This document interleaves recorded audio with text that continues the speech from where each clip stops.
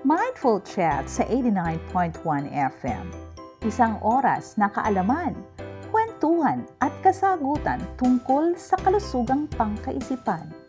Kasama ang mga psychologists, guidance counselors, and mental health experts para sagutin ang iyong katanungan at maghatid ng kanilang kaalaman. Pag-uusapan natin ang mga seryosong bagay na minsan ay hindi nabibigyang pansin. May live tawagan. Kaya kung may tanong ka, ilahad mo na. Huwag palalampasin ang Mindful Chats. Every Monday, Wednesday, Friday, and Saturday, 8 to 9 p.m. Kasama si Dr. Lane Alfanoso at Pam De Castro. Your mind, your strength. Mental health matters. Thank God it's Friday, mga kaibigan, and welcome to another session of our program, Mindful Chats. Ito po ay mapapanood at naririnig tuwing Monday, Wednesday, Friday, and Saturday from 8 to 9 p.m. dito po sa AWR 89.1 FM and stream live sa YouTube and Facebook page ng Adventist World Radio Manila. This is your host, Lalaine Saron Alfanoso. Binabati ko po kayo lahat, mga kaibigan, ng isang masayang-masaya at umaatikabong gabi. Good evening, Pam. Good evening, Doc Lane. We are transmitting truth, transforming lives. This is Adventist World Radio. My name is Pam. Kami po ang makakasama nyo sa loob ng isang oras. Tayo po ay magkakaniig muli sa isang interesante at makabuluhang pagbabalangkas ng kung anumang ating subject ngayong gabi. Magandang gabi, Doc Lane. Yes, and this evening, we are very fortunate to have with us an expert on mental health. Good evening, Dr. Ralph. Kumusta po kayo? Magandang gabi po. Ako po ay nagagalak na maparito upang magbigay ng isang napakagandang discussion on a very important matter. Yes, salamat po at alam po namin na very busy ka, but thank you at napaunlakan niyo po ang aming paanyaya. Alam ko po na marami kayong mai-share sa amin kung paano natin mapapanatiling malusog ang ating kalusugan, especially po ang ating kaisipan. Dr. Ralph, you will be introduced later po ni Pam, but we would like to inform our viewers na kung may mga katanungan po kayo, Pam, saan sila pwedeng tumawag? Maaari po kayong mag-chat o mag-text o tumawag sa number 0918-944-7891. Uulitin ko po, 0918-944-7891. Pwede po kayong magtanong. Ang aming topic ngayong gabi ay very, very interesting. At pwede rin kayo pong mag-chat sa Facebook chat box at sa YouTube chat box. And we're having a shout out to all our listeners every time we have this program. Back to you, Doc Lane. Yeah, good evening sa lahat sa Facebook and YouTube channel. Kung gusto niyo po kayong batiin, just text your location and your name and we will greet you. Kahit hindi ito greetings hindi ito programa para i-greet lahat, but we also would like to recognize those who are listening to us right now. Pam, there is one question na hindi natin nasagot last time. Oh, yes. We promised, Pam, na sasagutin natin ang katanungan ng isa nating listener. And can you please read the question? Okay, my pleasure. Ito po actually ay very, very avid listener natin since the start. Her name is Helen Aguilar. Shout out po sa iyo. Sabi niya last time, we were talking about nutrition last Wednesday. Yes. She was asking, mga ma'am, paano po ang anak ko PWD sa pag-iisip? Schizophrenia? Makakasama ba ang kape at soft drinks? Merong magsasagot yan ngayong gabi. Yes, hindi pa nga nagsisimula si Dr. Ralph Guangco, pasasagutin na natin siya. Ganito dito, this is kind of initiation, Dr. Ralph, no? So, ang katanungan, nakakaapekto ba ang pag-inom ng kape at soft drink sa isang tao na may mental health problem? And actually in-identify niya kung anong mental health problem ito. Ito ay schizophrenia. Dr. Ralph? Okay po. Naintindihan ko po yung inyong pag-aalala bilang isang magulang sapagkat hindi po madali yung may anak na may pinagdaraanan sa pag-iisip o yung may mga tinatawag po nating person with disability or PWD gaya po ng schizophrenia. It's a severe psychiatric disorder and natural lamang po na gusto niyong magbigay ng pinakamainam o pinakamagandang payo o pinakamagandang nutrisyon para po sa inyong anak. Lalo na po kung talagang ito ay problema po para sa inyo.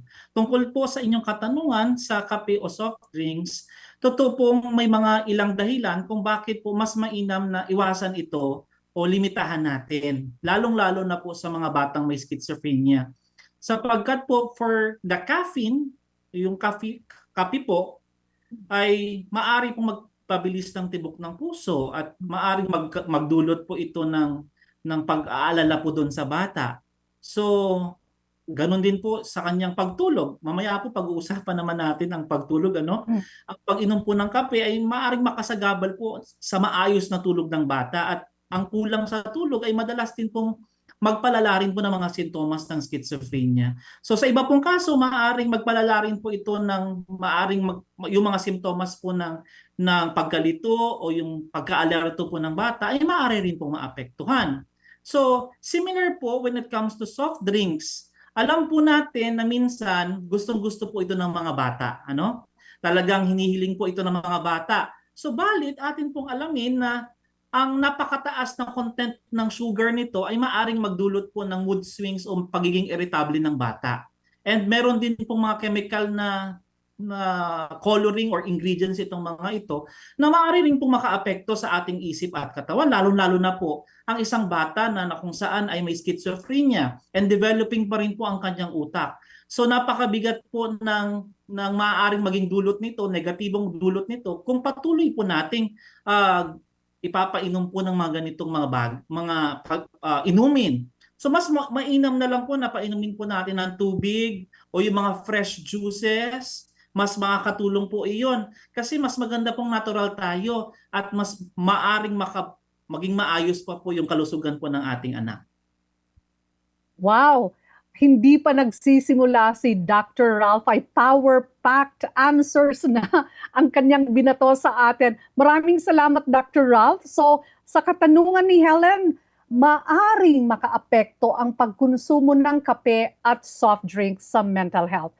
Keep that question coming, mga kaibigan. We are ready to answer your questions. So, just send your questions to the chat box sa Facebook and YouTube channel at sa number na sinabi ni Pam kanina. So mga kaibigan ngayong... Okay, pakiulit nga po, Pam. 0918-944-7891. 0918-944-7891. Back to you, Doc Lane. Thank you so much, Pam. Well, mga kaibigan, ngayong gabi, pagtutuunan po natin ng pansin, paano ba natin mapapanatiling malusog ang ating kaisipan sa pamamagitan po ng exercise. Aba, mga kaibigan, ito po ay isang paksa na kailangan ng taimtim na pag-uusap at talakayan dahilan nga po sa ang ehersisyo po ay kadalasan ng nakakaligtaan, di po ba? Usually, nag-ehersisyo ang karamihan sa atin una para bumaba ang timbang, di po ba? O gumanda ang katawan, maging sexy, or magkaroon ng macho body, or yung sinasabi nilang for fitness sake. But beyond that reason, is there a lot more, no? So what does exercise do to our body, especially our mental health? Ang sabi ng mga researchers, ito ay i-elaborate ng ating guest. Ang sabi, regular physical activity can help alleviate symptoms of depression, anxiety, and other mental health conditions, and it promotes our overall well-being. So mga kaibigan, handa na ba kayo na makinig sa ating bisita? Pam, can you please introduce our speaker or our guest tonight? My pleasure. Our speaker tonight is a dedicated faculty member of the Adventist University of the Philippines Department of Psychology and a registered psychologist and psychometrician. He is currently practicing as a pediatric clinical neuropsychologist, handling cases of neurodevelopmental disorders. And drawing from his academic training, clinical expertise, life experiences, and spiritual faith, he inspires others to achieve their full potential and grow closer to Christ. He holds the view that those who love Christ will go to carry out his works and serve people selflessly until he comes. One of his favorite quotes from the Spirit of Prophecy is, "We are all woven together in the great web of humanity, and whatever we can do to benefit and uplift others will reflect in blessing upon ourselves." Ralph is a happily married man to Wendy Gel Balila Guangco. Ay, ang ganda ng pangalan. A practicing lawyer, physician. Oh no. They were blessed with a 5-month-old baby girl named Lily Rain, and he will teach us the importance and benefits of sleep. But he will never lull us now. He's Sleep pala, Dr. hindi Ralph. exercise. Yes, we will sleep, but he will not put us to sleep tonight. He's Dr. Bakit Ralph. exercise yung nasa isip natin? Maaari rin po makatulong ang exercise at sa sleep. So, Yes, Yun. maganda yes, rin po yes. yung highlight natin mamaya. Yes, and he's Dr. Ralph Jason Guangco. But before we give him his time, we will pause for a while and help our very quick a minute of prayer. Can we do that? Okay, let Yes, us pray. Okay. Dear Father, allow our lives to find rest always in you, and not only during Sabbaths, but rejuvenating our body for your glory, that they may see the good works in us and your name may be made bigger in their lives. Amen. Doc Lane. Yeah. Go ahead, Dr. Ralph. And we will be just listening. We will just be here listening. Okay. So, napakagandang gabi po sa ating lahat at sa ating pong tagapanood sa ating Facebook, YouTube, and sa ating pong tagapakinig all over the Philippines. Ito pong topic na ito ay napakaganda sapagkat marami marahil sa atin ay nakakalimutan ang kahalagahan ng tulog or sleep. Sa isang mundong patuloy na pinupuri yung kasipagan, yung pagiging produktibo, kadalasan pong itinuturing na luho ang pagtulog imbes na pangunahing pangangailangan. Gayunpaman, ipinapakita po ng mga pag-aaral ng katotohanan ng pag-aaral na ang pagtulog po ay hindi lamang isang uri ng pagpapahinga o rest, kundi isang makapangyarihan at mahalagang bahagi ng ating overall health and well-being. So nakakatulong po ito sa ating buong pangkabuuang kalusugan. So kung ikaw man po ay nakakaranas ng hirap sa pagtulog, kakulangan sa pagtulog, sama-sama po nating alamin ngayong gabi kung ano nga ba ang mga bagay na maaaring makatulong sa iyo upang masolusyonan ito. So, invite nyo na po ang inyong mga kamag-anak, kaibigan na makinig po sa ating pong pag-uusapan ngayong gabi. Sapagkat ito po ay napakagandang pag-usapan dahil maaari po itong makatulong sa ating pang-araw-araw na pamumuhay. Now, let me start first with the Bible. Alam niyo po ba na sa Biblia, ang pagtulog ay madalas na may positibong simbolismo o simbolikong kahulugan. So una po, physical rest. If you can see on the screen, makita po ninyo or sa ating pong tagapakinig, physical rest, ibig sabihin ay from the biblical perspective, ito po ay gift from God. And it may suggest peace and safety. In Psalm 4:8 and Proverbs 3:24, ipinapakita po ito na isang natural at mahalagang kaloob ng Diyos para sa pagpapahinga at pagbibigay po ng bagong lakas para sa atin. So ang atin pong katawan was designed to work and rest and not just to work. So that's why our body needs rest. And rest could be done through sleeping. Next one is spiritual apathy. Ano po? So, ibig sabihin po nito, kapag inilalarawan naman po ang pagtulog bilang spiritual apathy, ito po'y nagsisilbing paalala po sa atin upang magising at lumago sa ating pananampalataya. So, it is a call for us to awaken spiritually. The verses would be Romans 13:11 and Ephesians 5:14. Now, another definition or symbol in the Bible is the symbol of death. So, bilang simbolo po ng kamatayan, ang pagtulog po ay nagsasaad ng pag-asa sa muling pagkabuhay at buhay na walang hanggan. So positibo pa rin po, there's hope. Then there's another one which is divine communication.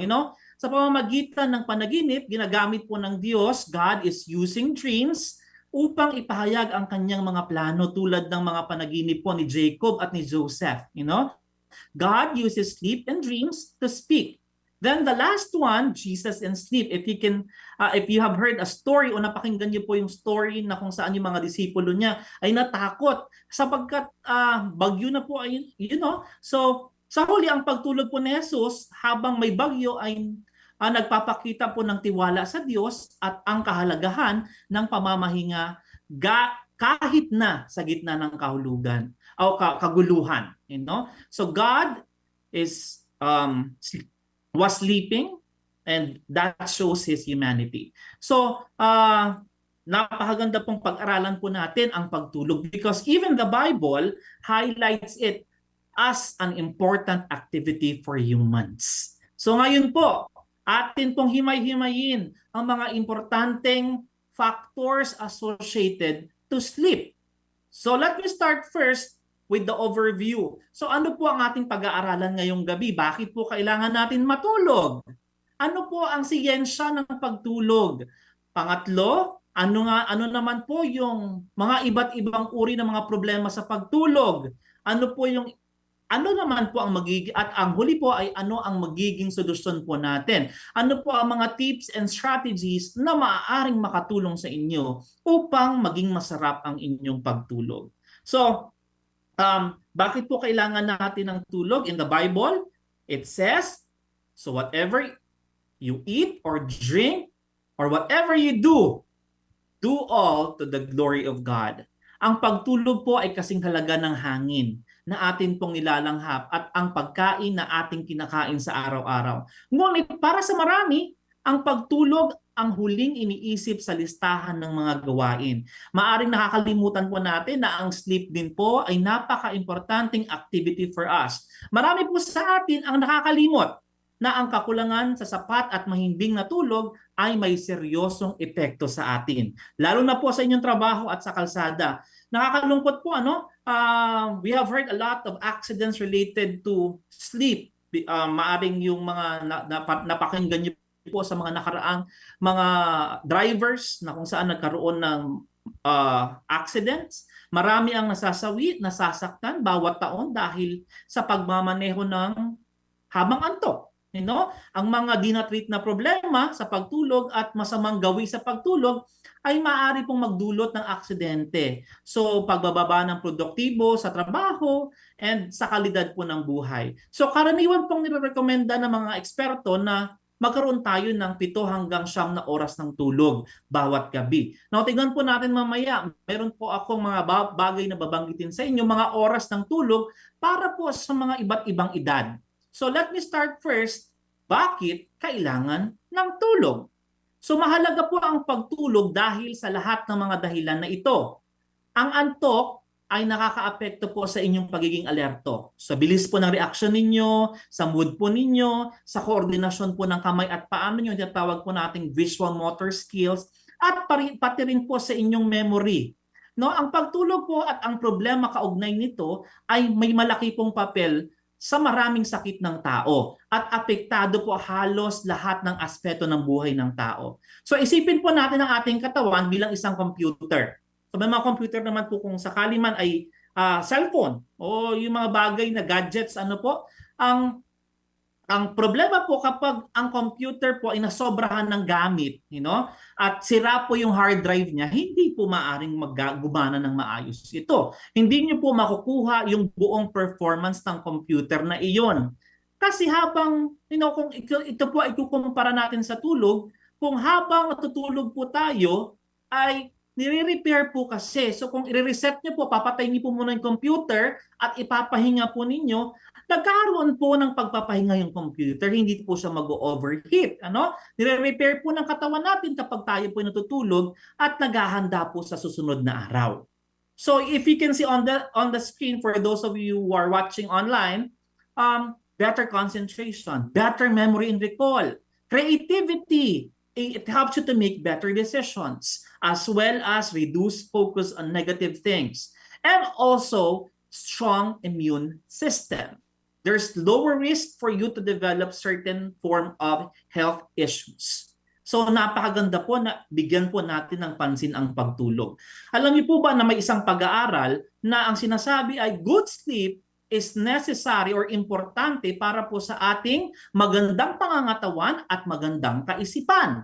At hindi lamang po iyon, ito rin po ay maaring makatulong sa ating kalidad ng buhay natin. So mahalaga po na ang tulog natin ay mabigyan po natin ng pansin. So maaring kasing ito ay nagdudulot po ng stress po sa inyo, pagkapagod at iba pong nararamdaman. Kaya mahalaga po na mabigyan po natin ng tamang atensyon ang pagtulog natin bilang bahagi po ng pangangalaga ng ating sarili.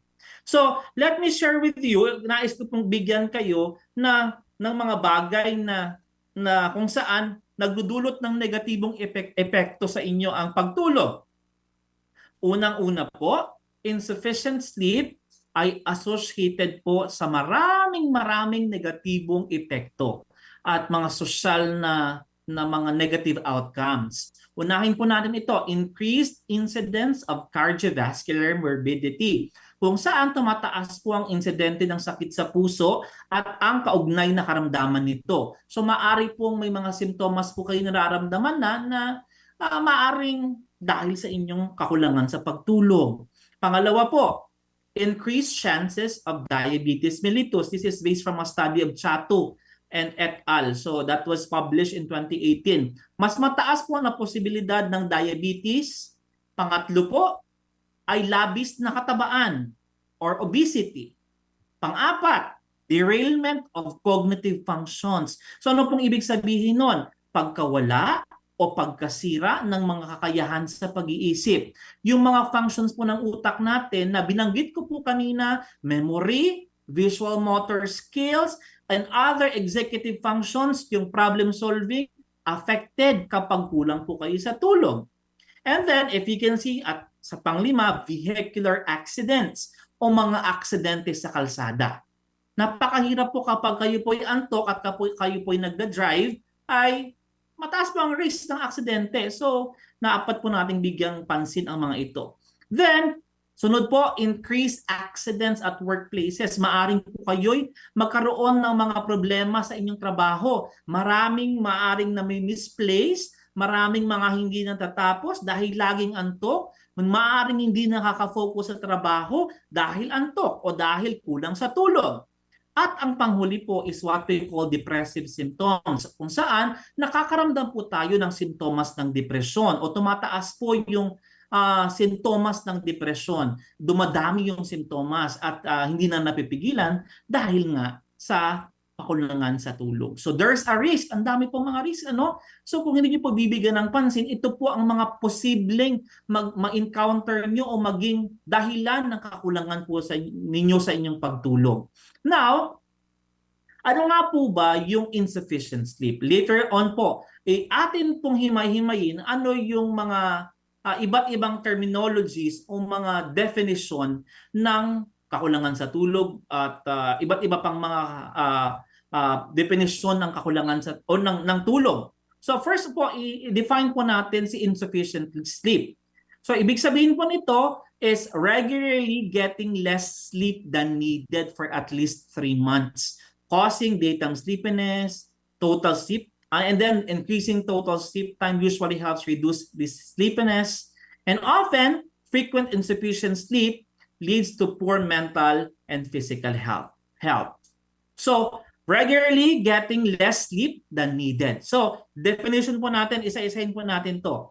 Ang insufficient sleep po, ang Tagalog po niyan, hindi sapat na tulog. Ano po?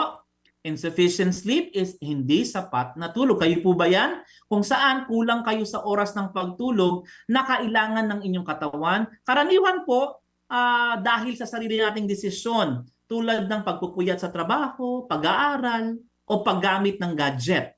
So for example po, may 8 kayong oras na pwedeng matulog pero 4 lang ang oras ng tutulog kayo dahil sa kanunood ng inyong mga series o mga movies ba, because it is intentional. So not getting enough total sleep. Then there's another term which is what we call sleep deprivation. Ano po ang sleep deprivation? Ito po yung matinding kakulangan sa tulog. Ubos ng tulog. So ang kanyang meaning po ay ito po yung kondisyon na kung saan tayong mga tao ay kulang na kulang. Kung ang insufficient sleep po ay hindi sapat na tulog, si sleep deprivation naman po ay matinding kakulangan sa tulog. So dahil maaaring ito ay sa trabaho rin, sa stress, sa mga hindi sinasadyang sitwasyon. So mas malala ito kaysa sa hindi sapat na tulog. And most of the time, ito pong sleep deprivation is caused by insufficient sleep dahil kulang kayo sa tulog. So medical issues, sleep or environmental factors, and pwede po natin mabigyan ng example. For example, lagi na lang akong 3 oras natutulog sa loob ng 1 linggo. Pakiramdam ko, sobrang pagod na ng katawan at utak ko. Yan yung matinding kakulangan sa tulog. So kung kayo po ay nakaka-relate, maaaring matinding kakulangan sa tulog ang inyong nararamdaman. And ito pong huli ang tinatawag po nating insomnia. Maaaring napakinggan nyo na po ito or maaaring ginagamit nyo po ito. Ito po ay tinatawag nating hindi makatulog. Okay? So ang meaning po nito ay ito po ay isang sakit o sleep disorder kung saan ang tao ay may hirap makatulog at mahirap din pong ma-maintain yung tulog niya at madaling magising. Kahit na gusto niyang matulog at may sapat siyang oras para dito, hindi pa rin siya makatulog. Okay, naintindihan niyo po? Insufficient sleep, hindi sapat na tulog. Sleep deprivation, matinding kakulangan sa tulog. Insomnia, hindi makatulog. So si insomnia, example po niyan, gabi-gabi na akong nahihirapan matulog kahit na nasa kama na ako ng maaga, iniisip kung bakit hindi ako makatulog. So according po sa DSM-5-TR, the manual that we use to diagnose insomnia, ito po yung difficulty falling or sleep or staying asleep or waking too early. And it is occurring at least 3 nights per week or 3 months despite yung adequate opportunity for sleep. And it is already causing problema or significant distress or impairment sa inyong functioning bilang isang tao. So naintindihan pa na po natin. So patuloy po tayong intindihin ang mga ito. At tayo po ay may natural sleep cycle sa ating katawan. So ang pagtulog ay kasing halaga po ng pagkain at tubig gaya na po ng aking nasabi kanina. Nakakaapekto po ito sa ating katawan, sa ating isip at sa ating damdamin. So maaari nitong baguhin po ang ating pakiramdam, ang ating alaala, yung lakas po natin at maaaring nakaapekto rin po ito sa ating kalusugan at trabaho. Now, let me first explain to you very briefly in a practical way ano ang nangyayari. So, alam niyo po ba na sa ating brain, may tinatawag po tayong suprachiasmatic nucleus or SCN. So ang SCN po yung nagre-regulate ng mga activities na ating nakikita na naapektuhan ng ating buong katawan. So naglalabas po ito ng cortisol, yung kung saan ito po isang stimulating hormone na nagtutulak sa ating katawan na magsagawa ng iba't ibang aktibidad sa ating utak at ating pangangatawan. Naglalabas din po ito ng isa pang hormone na tinatawag po nating melatonin na ginagawa po ng pineal gland kapag dumidilim na. So yung melatonin po natin sa dugo, nananatili po yan ng halos 12 oras sa buong gabi, 12 hours.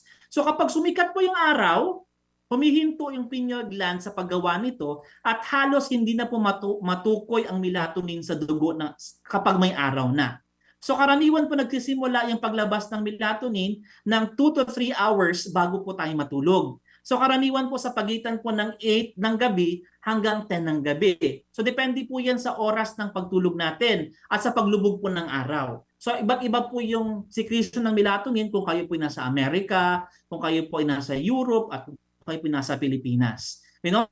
Nananatili po itong mataas sa buong gabi at tumababa naman po sa madaling araw kapag sumisikat na yung araw. And that affects our brain. So kapag gabi po kayo po ay cellphone pa rin ng cellphone, maaaring maapektuhan po itong regulation ng ating utak.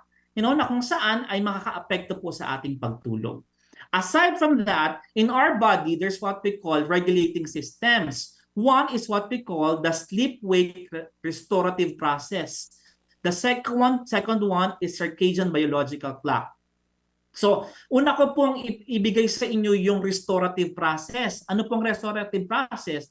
Kung saan natural po na nangyayari ang pagtulog bilang tugon sa haba ng oras na tayo ay gising. So, habang mas matagal po tayong gising, mas lumalakas po yung pagnanais natin na matulog.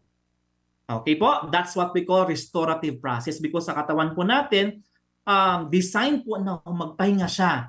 Subalit dahil po sa atin pong kagustuhan na magtrabaho, magbigay ng magkaroon ng mga activities na maaaring makastimulate sa atin, hindi po nakaka-restore ng maayos ang ating pong katawan.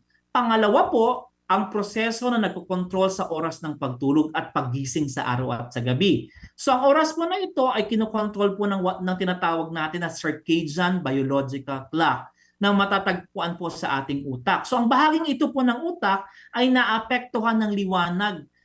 Kaya natural po tayong naantok sa gabi kapag madilim na at aktibo naman po tayo sa araw kapag maliwanag na. So yung orasan po na yan ay umiikot sa 24 hours. At nararamdaman po natin yung pagkaantok bandang alas 2 hanggang alas 4 ng umaga. Yung talagang deep sleep na. At sa hapon, alauna hanggang alas 3 ng hapon. So normal pong nangyayari yan. So that's why we suggest na magkaroon ka ng nap time, at least para kung ang work mo talaga is at 1, you should be able to have a nap.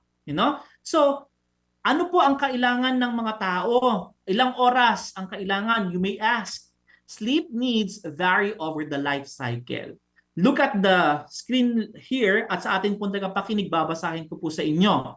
So ang mga sanggol po o bagong silang hanggang 2 buwan ay nangangailangan po ng 10.5 hanggang 18 na oras ng tulog sa loob ng 24 na oras or 24 na oras.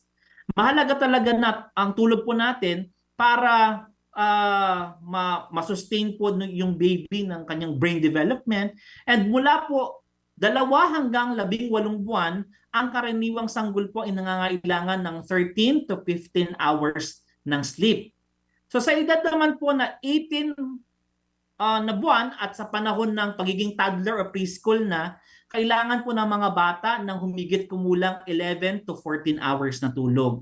Sa pag-abot naman po ng edad na 5, kinakailangan nila ng 10 oras na tulog sa gabi. Karamihan po sa mga bata ay hindi na nagpapahinga kapag sila ay nasa edad na 5. So ang mga kabataan naman po ay nangangailangan ng halos kasing dami rin po ng tulog tulad ng dati. So 8 to 9 hours na tulog din po sila.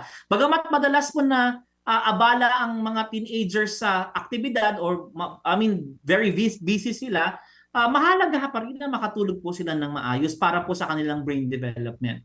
So maraming teens po ngayon or teenagers na nakakaranas ng pagkaantok dahil sa matagalang kakulangan sa tulog, dahil din po sa kakalaro sa cellphone. So ang mga matatanda rin po ay kailangan din po ng same number of hours para po gumana yung kanilang brain ng maayos din po.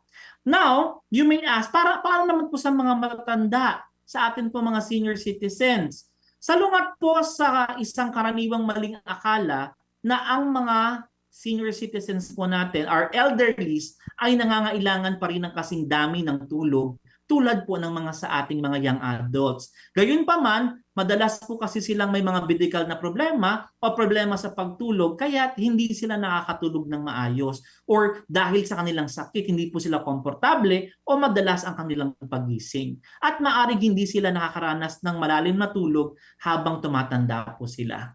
So, that affects the sleep. Pero as much as possible, we still recommended that at least 7 to 9 hours pa rin po sa adults or 7 to 8 hours at least ang kanilang makuhang tulog. Now, here, you can see here, tulad po ng nabanggit kanina, bawat isa po sa atin ay nangangailangan ng tamang oras ng pagtulog upang manatiling alerto po kayo nang hindi kayo umaasa sa mga pampagising tulad ng soft drinks, tulad ng caffeine. So ang karaniwang dami po ng tulog na kailangan nating gawin ay base po doon sa sinabi ko po sa inyo. Kapag tulang po talagang kayo ay magkakaroon ng pagkaantok sa trabaho. Tingnan niyo po ito. Monday, for example, ay alerto kayo kasi very active ang brain niyo.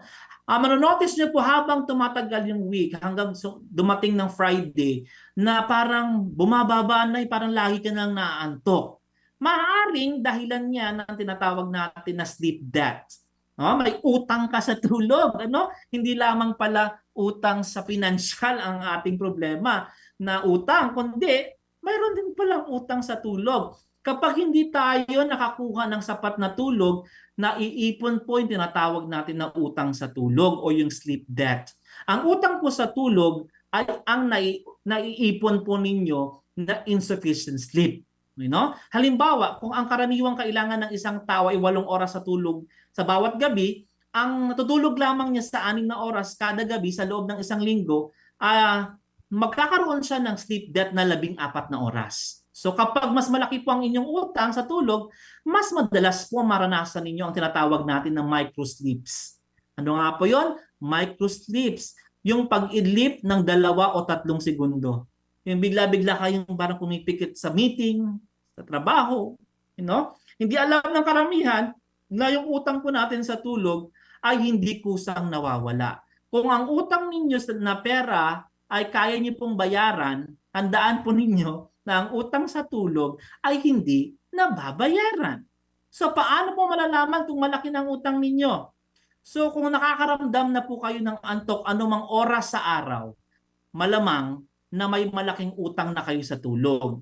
Maraming tao ang maling akala na ang pagkain ng malaking tanghalian o yung parang during lunch time, maraming kinain mo kasi kaya aantok ka. Napaka-boring na pagpupulong kaya naboboard ka, kaya nakakaantok. O mainit na room or kung anumang mga activities na sabi nila ay nakakadulot ng pagkaantok.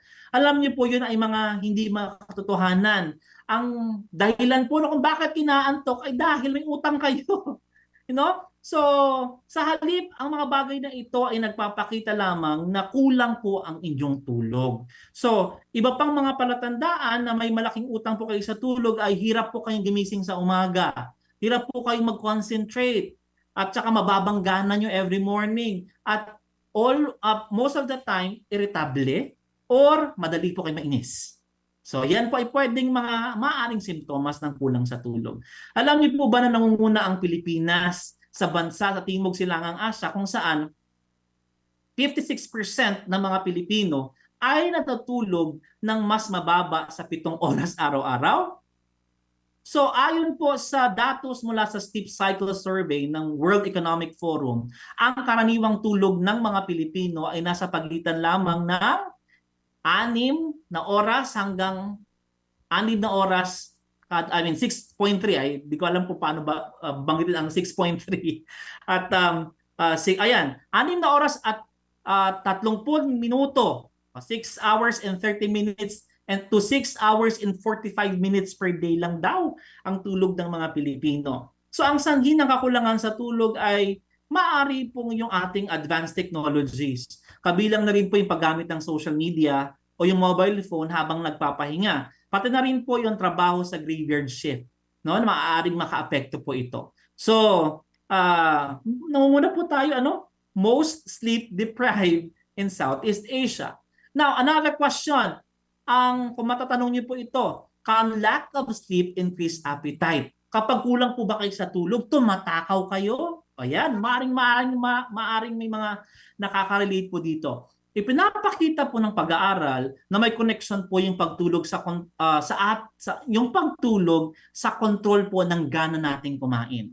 So you may be at risk kung palagi kang kulang sa tulog. So, ang kakulangan po sa tulog ay nagdulot po ng series ng events sa ating katawan na nagpapababa po ng antas ng hormone na tinatawag po nating leptin. So leptin po ay nagiging dahilan ng labis na pagkain or overeating natin. Okay po, increases appetite, si ghrelin pala. So nag-i-increase po siya ng appetite. So ang neurotransmitters po na ghrelin at leptin ay itinuturing po na mahalaga sa ating katawan at mahalaga po ito sa gana nating kumain. So ang ghrelin po, yung nagpapataas po ng ating appetite, ng ating gana sa pagkain. Habang ang leptin naman po, yung nagbibigay ng pakiramdam na pagkabusog natin. So natural po na tumataas at bumababa yung mga level ng to. Katawan natin, yung level ng mga ito sa araw-araw bilang senyales na kailangan mo nang kumain or busog ka na. So ang kakulangan po sa tulog ay maaring makaapekto sa regulasyon ng dalawang ito, ng ghrelin at ng leptin. Ang hindi tamang balanse po ng ghrelin at leptin ay maaari pong magdulot ng pagtaas ng gana sa pagkain at pagbaba ng pakiramdam na pagkabusog sa mga taong kulang sa tulog. So kung kulang po kayo sa tulog, imbalance po yung ghrelin at leptin. So parang ang sinasabi niya ay gutom pa ako. So you're aiming for more, you're craving for more despite nabusog ka na pero gutom ka pa, which leads to obesity or pagkataba. So nais po nating ibigyan kayo ng bagay na ng kaalaman na ito pong pag-aaral na ito ay kailangan nating alamin para sa atin upang maging maayos po yung ating pagtulog. Dahil po ang kakulangan sa tulog ay maaring mag-cause ng pagkatakaw at maaring ang pagkatakaw ay mag-cause ng obesity o pagkataba o sobrang pagkataba. Now, I have discussed all those things. Let me share with you ano yung mga dapat naman nating gawin. So, I have this several tips and strategies from National Sleep Foundation as well as from various literature that I've read and also from effective strategies na pwedeng makatulong po sa atin para mas malaki ang maitutulong po sa atin nito. So pakinggan po natin isa-isa. Paano po natin mabibigyan ng pansin ang ating pagtulog? First, alertness strategies. Number 1, kilalanin po ang palatandaan ng kakulangan sa inyong pagtulog. Kanina po binanggit ko po sa inyo kung kayo po'y madalas na nagkakaroon ng microsleep sa trabaho, maaring kulang ka na sa tulog. At di mo alam na hindi ka na pala nakaka-concentrate ng maayos. Pangalawa, maging mulat po kayo sa mga bagay na aking binanggit kanina katulad po ng restorative process na inyo pong katawan ay nagre-repair. So you need to sleep properly. Tulad po ng pagkaantok at pagkatapos kumain ng tanghalian, alamin po ninyo kung kayo po ay kulang sa tulog. Iwasan po natin ang pag-inom ng mga kape, o yung mga gamot na maaring makaapekto sa atin. Maging maingat din po tayo sa paggamit ng mga bagay na magbibigay ng alerto sa atin bago matulog. So may mga medications po kasi na mga substances na hindi maaaring gamitin pero ginagamit para makatulog lang ng maayos. At another thing, the last one, mag-power nap po kayo. Power nap po ang maikling tulog na 20 minuto sa hating gabi or maagang hapon. Later on po, bigyan ko po kayo ng oras. May nakalagay po sa akin sa susunod na mga slides. So, let me give you a very short overview about napping. Bakit importante po yung pagnanap natin? So, mahalagang nakakakuha ng 7 hanggang 9 na oras ng tuloy-tuloy na tulog bawat gabi. Ngunit kung hindi po sapat ang tulog mo or nahihirapan kang matulog, makakatulong po yung pag-idlip. Alam niyo po yun? Pag-idlip or nap para mabawasan po yung antok sa araw-araw. Lalo na po sa ating mga nagmamaneho, kung kayo po yung nakikinig ngayon, napping is very important para at least alerto pa rin kayo habang kayo po yung nagmamaneho. Mas mainam po na mag-idlip late morning, which is 10 to 11:30 a.m. or early afternoon, 12:30 p.m. to 2 p.m. At least 20 to 30 minutes kada araw, no? At least meron kayong time na 'yon. 20 to 30 minutes kada late morning or early afternoon. Para hindi po sumobra, dapat hindi pa kayo lumagpas ng 45 minutes. Kasi pag 45 minutes na, ramdam niyo na parang dizzy kayo, antok kayo, talagang tulog na lang ng buong oras. Kung gising ka na at antok ka pa rin, bigyan ng sarili ang iyong bigyan ng ilang minuto yung sarili mo para magising ka ng maayos. So kapag tama ang oras at tagal ng idlip, alam niyo po ba na nakakatulong ito para maging maayos yung mood niyo, yung concentration ninyo, para mas maging maayos din po kayo sa trabaho. Yung napping po is the best, it will help you to feel better, to think better, to behave better. Next one is here. Panatilihin po natin na regular na oras ng pagtulog natin at paggising pati na sa mga weekend. Ano po? Karaniwan po kasi sa atin, Sabado naman or Sunday naman. So magigising ako ng late. Kadalasan po yun, Or minsan, parents would actually suggest to their children to sleep late. Bigyan ka namin ng chance to sleep late kasi weekend naman, wala namang klase. Alam nyo, sabi ko po sa inyo kanina, ang atin pong katawan ay may circadian clock. So, may natural po na oras ang ating katawan sa utak po natin. So, yung pangangailangan po ng katawan natin dapat balanse at consistent all throughout the week. So, ang regular po na pagising sa umaga ay nagpapalakas po ng circadian function natin at makakatulong po na madaling makatulog na sa gabi. So kapag hindi po nasira po yung circadian clock po natin, maaari po maka-apekto po sa inyo. Magkaroon din po tayo ng regular na nakaka-relax na routine bago tayo matulog.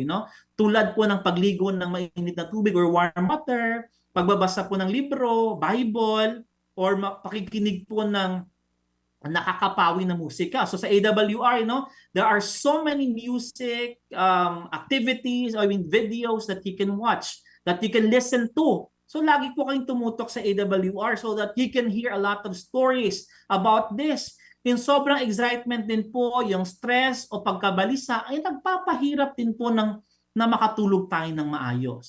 So iwasan po natin ang mga aktibidad na nagko-contribute sa atin bago na maging aktibo sa pagtulog. Tulad po ng pagtatrabaho ng sobra, paglalaro po ng mga video games o pag-aasikaso po ng mga bayarin bago matulog, maaari pong maka-apekto po ito sa inyo. I-budget po niyo yung oras ninyo that you are getting enough sleep.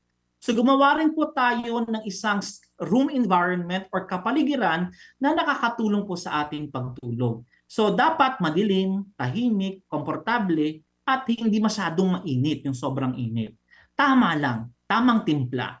Maaring gumamit po tayo ng mga blackout curtains, eye shades, lalo na po yung mga sa graveyard shift, yung mga nagtatrabaho na kung saan ay nahihirapan talaga silang makatulog sa umaga kasi gabi nga yung kanilang trabaho. Mas mainam po na wala tayong magagawa, yun ang trabaho natin So what we can do is to help you somehow. But the outcome will be negative pa rin in the end.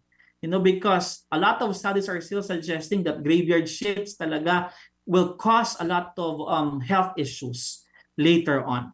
So white noise machines, humidifiers, yung mga electric fans na maaaring makatulong sa atin. So matulog po rin tayo sa komportableng kutsyon kung mayroon pa kayong magandang kutsyon na talagang you want it. Kung hindi po kayo makatulog ng maayos, ayusin po yung bed nyo, iikot nyo, ilipat nyo sa ibang lugar, So para maging maayos po. Gamitin din po natin ang kwarto lamang para sa pagtulog. Ayan po. Marami po sa atin ang maaaring guilty na minsan ang atin pong bed ay ginagamit sa pag-cellphone o ginagamit natin sa other activities na supposed to be ay dapat sleep lang. Because, you know, when you use, when you do activities on the bed other than sleep, then ang behavior niyo po naapektuhan na-associate niyo na ang pagtulog ay pwedeng gamitin yung ibang activity doon na dinidesign lamang ang bed for sleep. So ilabas po ninyo yung mga gamit sa trabaho, sa kwarto ninyo, yung mga computer, television na maaring makaapekto sa inyo. That's why you're not getting enough sleep.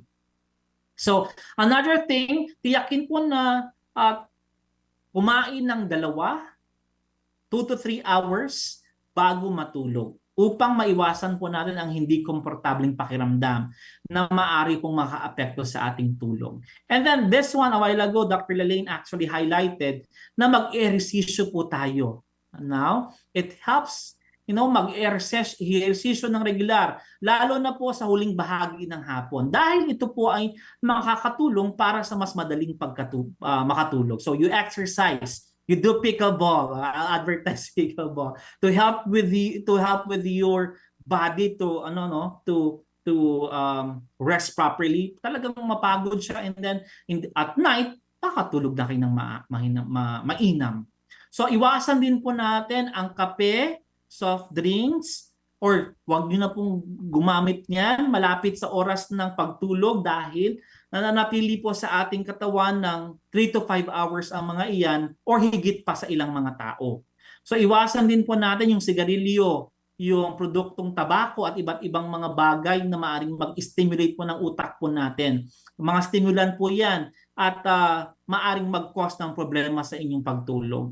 Iwasan po natin ng alak bago matulog. At wag na po kayong uminom ng mga alak sapagkat ito po ay nakakaapekto din po sa ating pangkabuuhang kalusugan dahil sa karaniwan, sa mga tao, iniisip nila na pampakalma. Pero ito ay maaaring makaapekto sa inyong pagtulog. And the last one, I think this is the last, kung na-try nyo na lahat, kung hindi talaga naging epektibo, go to a sleep doctor to help with you doon sa maaring medication na iinumin po natin. So, to summarize po ang ating pinag-usapan ngayong gabi, ang tulog po ay isang pangunahing pangangailangang biolohikal na importante para sa atin. So, nais ko po na sana ay maging maayos po ang ating pagbibigay natin ng pansin sa ating pagtulog. So, tandaan po natin ang ating katawan ay templo ng Diyos. Kaya mahalagang alagaan po ito sa pamamagitan ng sapat at kalidad na tulog. Pahalagahan po ang inyong pahinga, pakinggan ang inyong katawan at huwag pong mag-atubiling humingi ng tulong kung kinakailangan. Sapagkat sa pag-aalaga po ng ating sarili, iginagalang din po natin ang kalusugan na ipinagkaloob sa atin ng Diyos. Kung may kasabihan pong kumain ka ng gulay upang humaba ang iyong buhay, ako po ay may kasabihan na tulog ay bigyang pansin upang buhay ay mahaba pa rin. So salamat po at maraming salamat po and good evening everyone. Well, very well said, Doc. Maraming salamat sa napakalinaw na pagbabalangkas ng importansya ng pagtulog sa pagpapanatiling malusog ng ating kaisipan. Napakakumpleto, di ba, Pam? Napakakumpleto ang binigay mo sa amin ng mga insights. Una, binilangkas mo sa amin ang mga problema muna kung hindi sapat ang tulog. And then, nagbigay ka rin ng mga rekomendasyon kung paano magkakaroon ng matiwasay na tulog. The takeaway that I got, Pam, is good sleep is very, very important para maging kalidad ang ating buhay at maaliwalas ang ating kaisipan, no? We should have sufficient amount of sleep to have a quality and optimum health. Pam? Yes, my takeaway is sleep so that you will be beautiful all the time. Yeah. Nakangiti si Doc. May question ba tayo? Meron po tayong question ngayon. Actually, we have answered her questions a while ago from the question that we had during the first part. Eto, may question ulit po si Ma'am Helen Aguilar, and she said hindi na daw po ba gagaling yung schizo ng kanyang anak, or wala na bang paraan or gamot na makakagaling dito? We have we are 4 minutes away. Okay, Doc. Okay. Napakagandang pong katanungan niyo, no? Schizophrenia. Salamat po sa inyong tanong muna. Napahalaga pong maunawaan natin yung tamang gamutan po ng schizophrenia. Lalo na po kung ito po ay nararanasan po ng inyong anak, Hindi po madali ang pinagdadaanan po niya.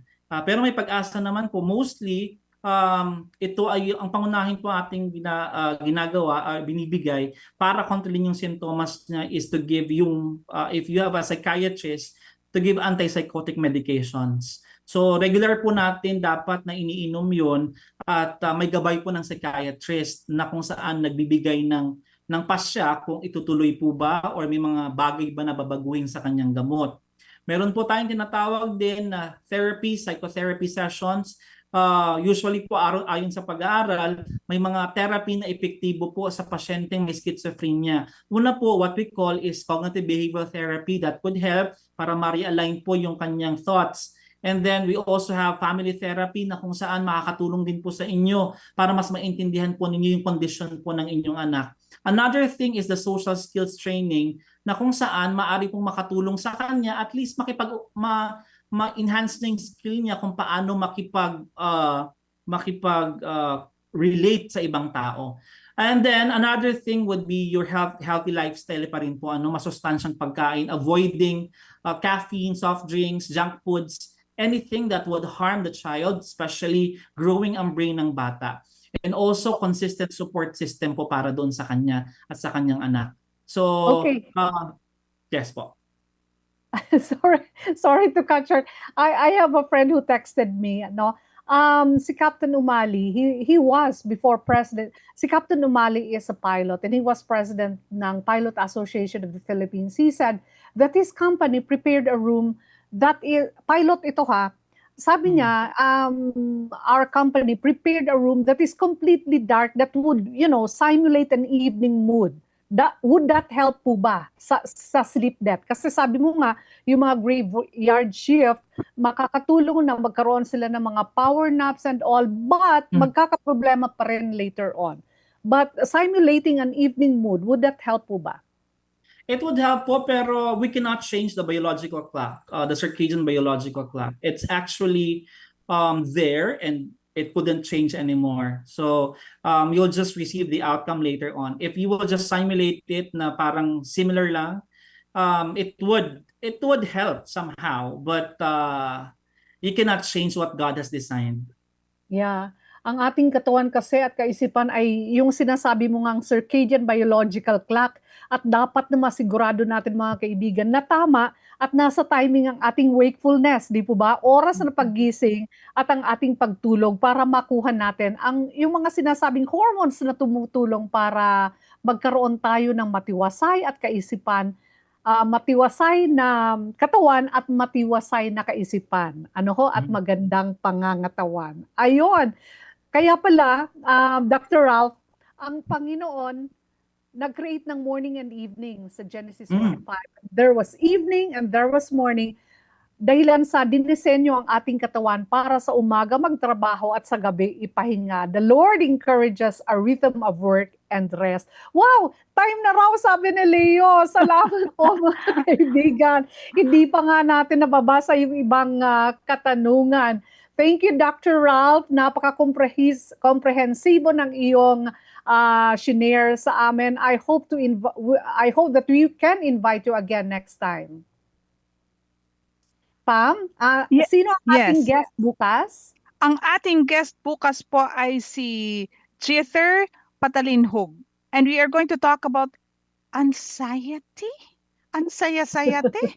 And we would like to give a shout out to all our viewers, both from FB and YouTube, and of course to AWR 89.1. Thank you very much. I'm saying it in English because some of our listeners, I guess, are not Filipino. So thank you very much, and may you stay with us all the time. Yeah, Dr. Ralph, your last words, please. Okay, maraming salamat po. Sa mundo po ngayon na abala, maingay at puno-puno ng pagmamadali sa ating buhay, madalas nating nakakalimutan na ang pagtulog ay hindi lamang pisikal na pangangailangan. Ito po ay isang regalo mula sa Diyos. So sa bawat gabi po na tayong tutulog, pinapahalagahan po natin ang pagmamahal ng Diyos na iniisip po natin na hindi natin kailangang kontrolin ang lahat.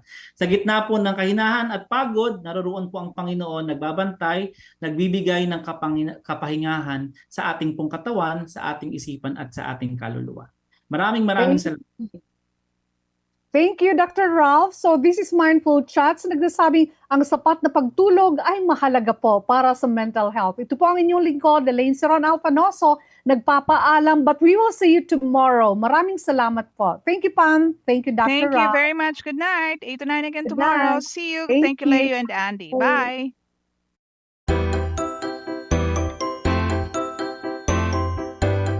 Mindful Chat sa 89.1 FM.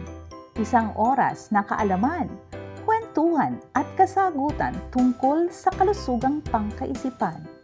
Kasama ang mga psychologists, guidance counselors, and mental health experts para sagutin ang iyong katanungan at maghatid ng kanilang kaalaman. Pag-uusapan natin ang mga seryosong bagay na minsan ay hindi nabibigyang pansin. May live tawagan. Kaya kung may tanong ka, ilahad mo na. Huwag palalampasin ang Mindful Chats. Every Monday, Wednesday, Friday, and Saturday, 8 to 9 p.m. Kasama si Dr. Elaine Alfanoso at Pam De Castro. Your mind, your strength. Mental health matters.